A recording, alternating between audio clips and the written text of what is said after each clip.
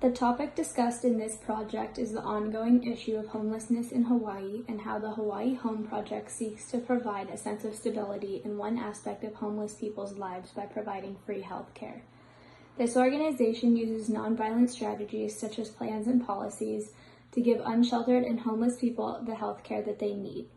The Hawaii Home Project uses indirect piecework to give unsheltered and homeless people medical attention because it challenges the typical criteria needed to get health care and offers it to those who do not have the means for traditional health care.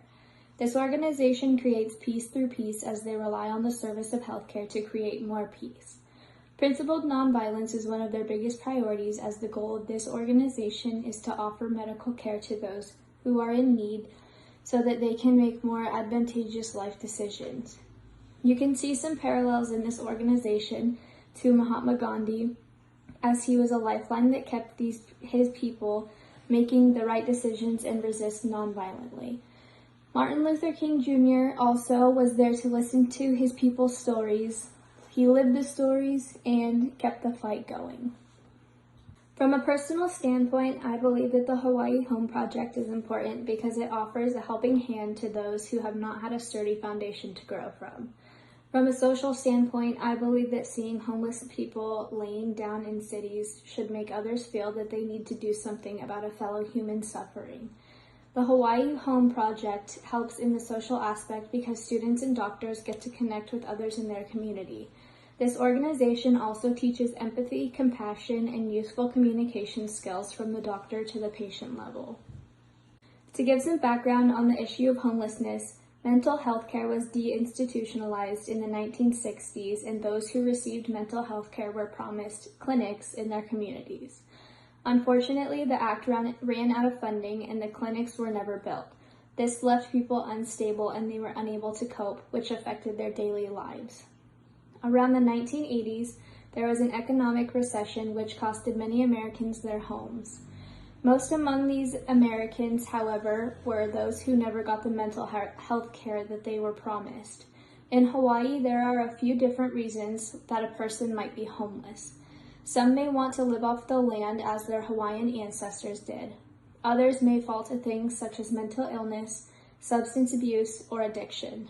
The Hawaii Home Project was started in 2005 by the John A. Burns School of Medicine and is ran by med students who fill various roles throughout the clinic. Homelessness affects society on a micro level because it hurts to see others struggling and battling illnesses that they need professional help with, but most likely will never receive it. It also hurts because it is such a big issue in the United States and it seems that there is not enough being done to resolve it. Homelessness affects society on a meso level by creating unsafe environments in public areas. Domestic violence is common among homeless people because they may be hallucinating on drugs or their reasoning may be impaired by other substances. It also poses a threat to the health of the community. One way that it affects society in a helpful way is that homeless shelters open the opportunity for jobs or even volunteering.